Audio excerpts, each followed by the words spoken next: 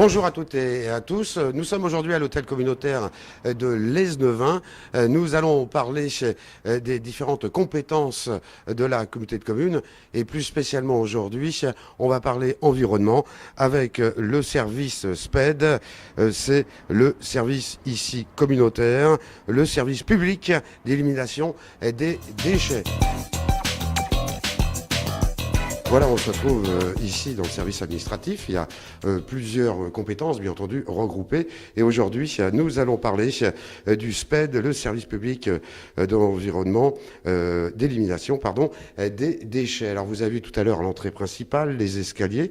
Nous sommes dans le couloir et nous allons nous arrêter au bureau numéro 6. Vous notez bien.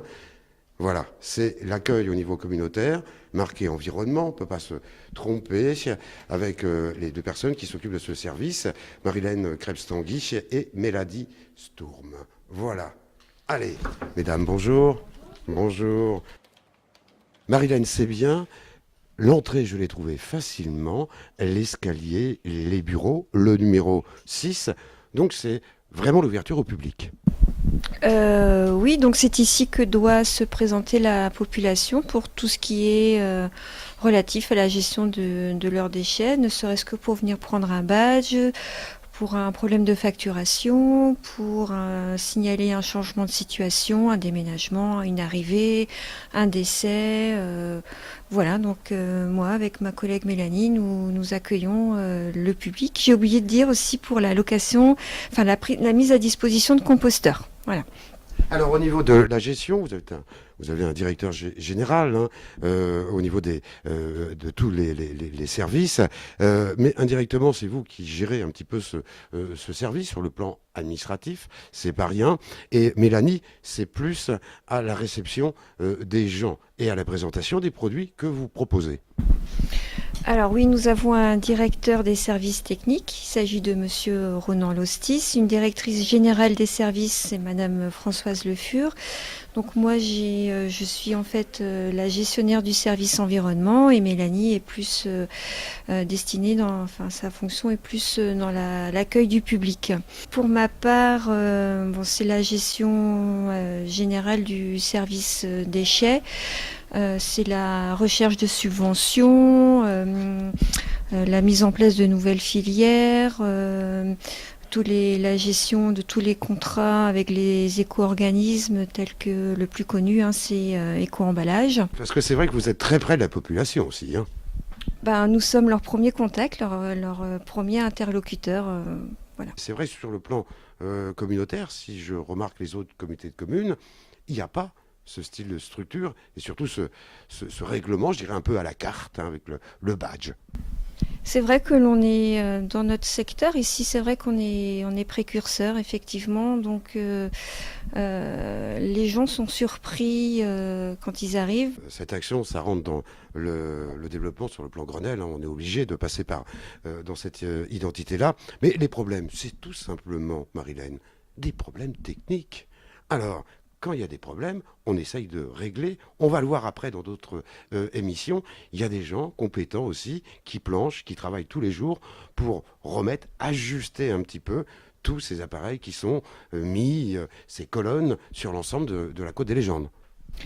Oui, déjà nous travaillons en étroite collaboration avec nos fournisseurs qui adaptent, modifient la technique quand ils constatent qu'il y a des choses à améliorer, et également notre personnel qui est régulièrement toutes les semaines sur le terrain, on essaie de réagir le plus rapidement possible pour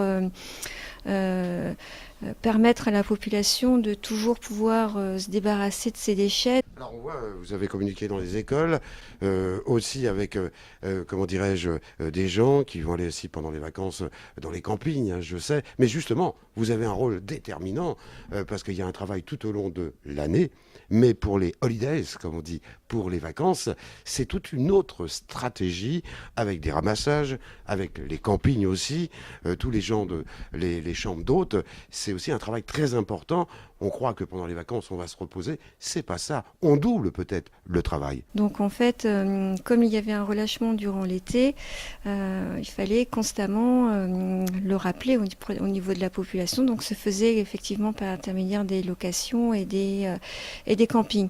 À présent, beaucoup de campings ont mis en place des structures à l'intérieur même de leur camping. Ils sensibilisent eux-mêmes leurs vacanciers et les locations, ceux qui font de la location saisonnière également sensibilisent leurs vacanciers parce que c'est notre nouvelle organisation qui a quelque part amené ça, a induit ce phénomène-là, tout simplement parce que les logeurs et les campings, à la fin, ils ont une redevance, ils auront une redevance incitative qui sera fonction du déchet qui seront produits sur la structure. Donc quelque part, c'est le gérant du camping qui paiera les déchets générés par ses vacanciers. Donc l'intérêt du camping, du gérant de camping, c'est que ses hôtes ne trient au maximum.